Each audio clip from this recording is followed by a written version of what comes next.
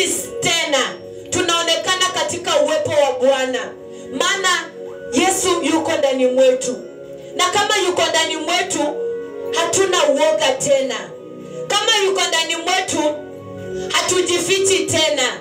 Tuko na ile nguvu, tuko na ile neema ambayo inatufanya ya kwamba tuonyeshe uso wetu, ili ya kwamba tujivunie ile nguvu ya Yesu Kristo. Bwana Yesu asifiwe.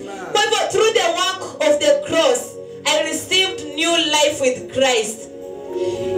Through the work of the cross, I received new life with Christ.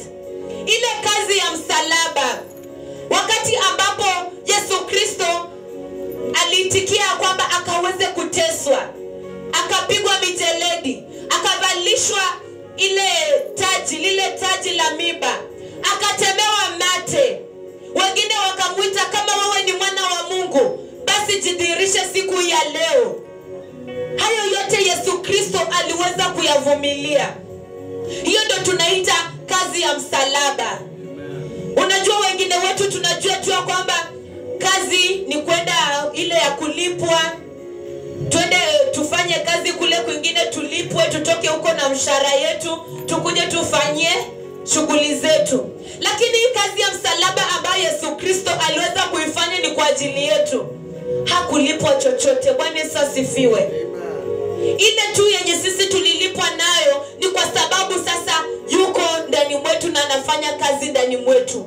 Yaani hiyo kazi haikuishia tu pale msalabani.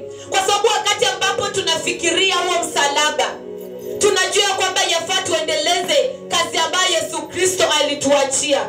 Wakati ambapo tunafikiria tu kuhusu msalaba, tunaona ya kwamba ni vyema tukaweze kumtangaza Yesu Kristo.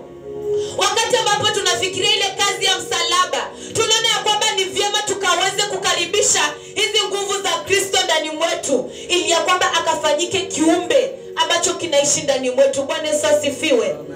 Kwa hivyo, Christ does mighty things inside of us. He gives us strength when we are weak. Bwana Yesu asifiwe. Yeye anafanya kazi kubwa ndani mwetu.